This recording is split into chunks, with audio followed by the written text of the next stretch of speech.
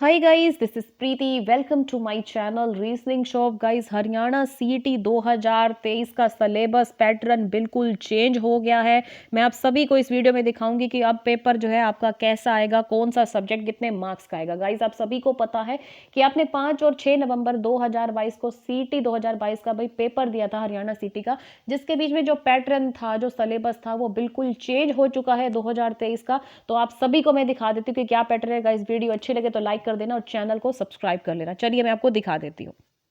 देखिए गाइस, इन्होंने यहाँ पर साफ साफ लिख रखा है आज की न्यूज में कि 70% क्वेश्चन जो हैं वो आपके सब्जेक्ट से आएंगे। देखिए, 75% जनरल नॉलेज, 25% हरियाणा से संबंधित प्रश्न पूछने की पुरानी परंपरा खत्म होगी। ठीक है, 75% जो है जनरल नॉलेज के क्वेश्चन और 25% हरियाणा से। ये पुरानी परंपरा थी जो कि 2022 में की गई थी, ये अब 2023 में खत्म होने जा रही है। अब इन्होंने इसमें क्या लिखा है हाईलाइट्स में, वो मैं आपको दिखा देती हूँ।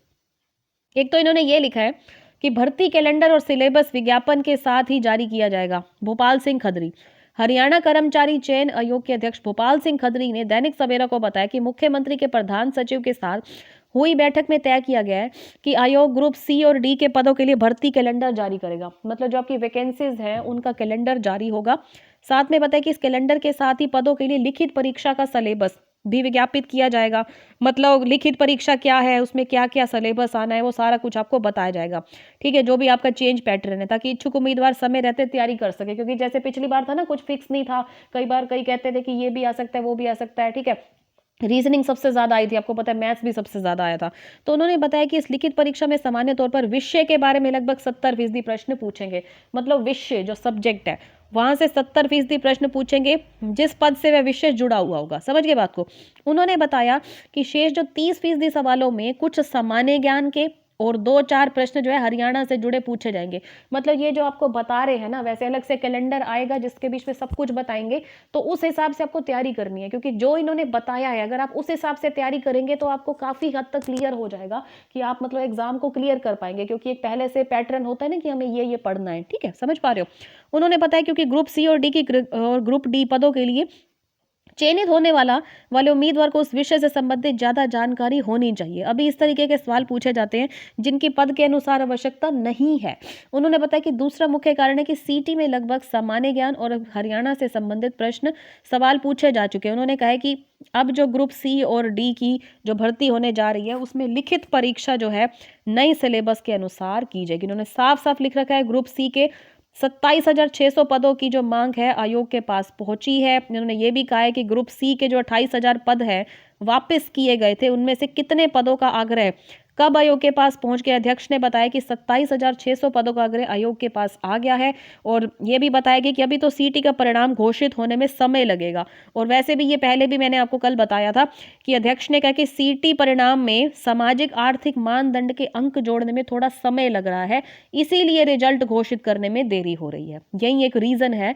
और आयोग के 2 कर्मचारी एनटी कार्यालय में भेजे हैं ताकि सामाजिक आर्थिक मानदंड के जो अंक हैं वो सीटी अंकों में जोड़े जा सके। उन्होंने बताया कि क्योंकि सीटी परिणाम अब 10 जनवरी तक संभावित है, मतलब 10 जनवरी तक सीटी का जो है परिणाम जो है वो आने के चांसेस हैं, जो कि मैंने कल भी बताया था। इसलिए ग्रुप सी के पद विज्ञापित करने में थोड़ा सा समय लगेगा। उन्होंने कहा कि जैसे कि सीटी परिणाम घोषित होगा उसके 8 दिन बाद ग्रुप सी के लिए विज्ञापन जारी होगा।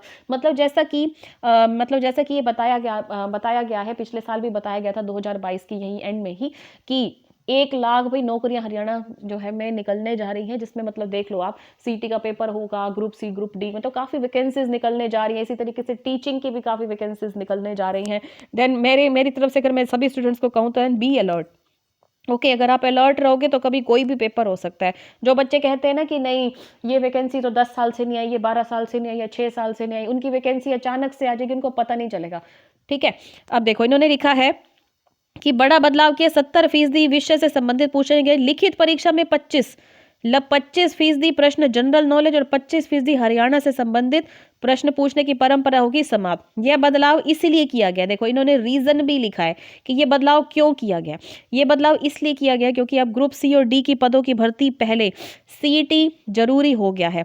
ठीक है, सीईटी में मतलब जैसे कि क्योंकि अब ग्रुप सी और डी की पदों की भर्ती से पहले कॉमन एलिजिबिलिटी टेस्ट सीईटी जरूरी हो गया है। सीईटी में हरियाणा से संबंधित सवाल पूछे जा चुके हैं और यह अध्यक्ष भोपाल सिंह खदरी ने मंगलवार को जो है ये बताया। Okay okay. दैनिक सवेरा के साथ विशेष बातचीत में दी, उन्होंने कहा कि आयोग ने प्रदेश सरकार से कहा था कि आयोग को स्क्रीनिंग टेस्ट के लिए अपना सिलेबस स्वतंत्र तौर पर तैयार करने की छूट दी जाए। प्रदेश सरकार ने आयोग को लिखित में भेजा हुआ था, जिसमें से 75% जनरल नॉलेज और 25% हरियाणा से संबंधित सवाल पूछना जरूरी किया हुआ था। ठीक है, अध्यक्ष ने ये भी कहा इस संबंध में मुख्यमंत्री जो सीएम है उनके प्रधान सचिव जो है उनके साथ भी बैठक हुई और प्रदेश सरकार ने हाँ कर दी है कि हरियाणा कर्मचारी चयन आयोग भविष्य में ग्रुप सी और ग्रुप डी की पदों पर होने वाली भर्तियों के लिए लिखित परीक्षा में स्वतंत्र तौर पर प्रश्न पूछ सकेगा।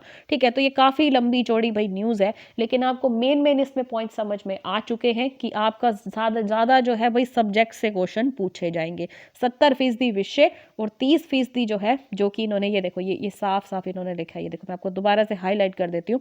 सामान्य ज्ञान और 2-4 प्रश्न हरियाणा से जुड़े पूछे जाएंगे। जैसा कि आप सभी जानते हैं कि आपकी डेली जो है 1 से 2 के बीच में HPSC स्क्रीनिंग मींस रीजनिंग या मैथ्स की जो है लाइव क्लास होती है।